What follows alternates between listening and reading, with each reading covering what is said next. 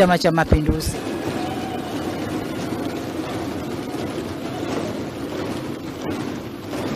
CCM.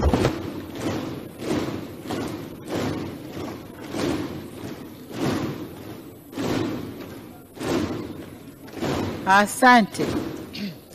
Nakishukuru kwa kusimamia vyema serikali na kuhakikisha ilani ya uchaguzi ya mwaka 2025 inatekelezwa ipasavyo.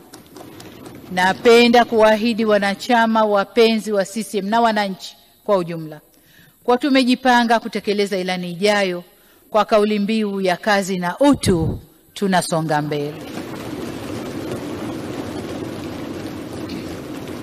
Mheshimiwa Spika, navishukuru pia vyama vyote vya siasa kwa ushirikiano wao kwa serikali katika kipindi hiki cha miaka 4. Licha ya tofauti zetu za kisiasa na kiitikadi, ukweli ni kuwa sote ni Watanzania na tunajenga taifa moja. Wengi waliokuwa wakitukosoa au wakikosoa serikali kwa nia ya kujenga, sio kupinga tu kila lilokuwa likifanywa na serikali, walikuwa wakisaidia kuboresha utendaji wa serikali.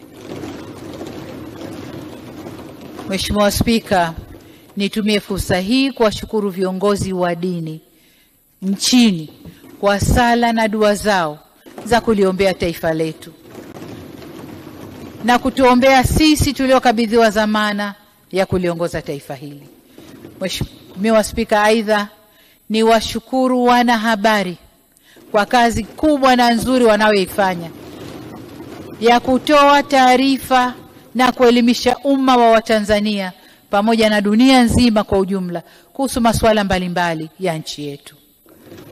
Mheshimiwa Spika, mwisho lakini si kwa muhimu, ni vishukuru sana vyombo vya ulinzi na usalama.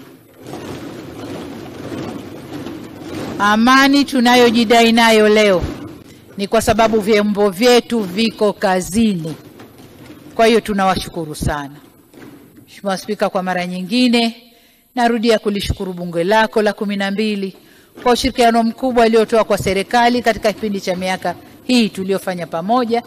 Bali na kuishauri na kusimamia serikali, bunge hili ndilo lililopitisha bajeti na miswada mbalimbali ya sheria iliyowezesha serikali kutimiza majukumu yake kwa ufanisi. Mheshimiwa Spika, napenda pia nitumie fursa hii kuwashukuru washirika wa maendeleo, wadau wetu wa maendeleo mbalimbali kwa ushirikiano mkubwa waliotupatia. Ushirikiano wao ulitupa nguvu na ari ya kutekeleza miradi ya maendeleo.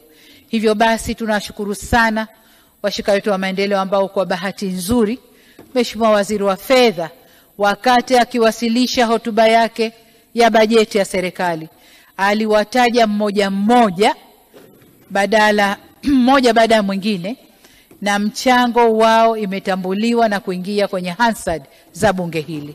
Kwa washirika wetu, asanteni sana, tunawashukuru sana. Mheshimiwa Spika, nilianza kusema kuwa nimekuja kulihutumia bunge na kuhitimisha shughuli za bunge hili la 12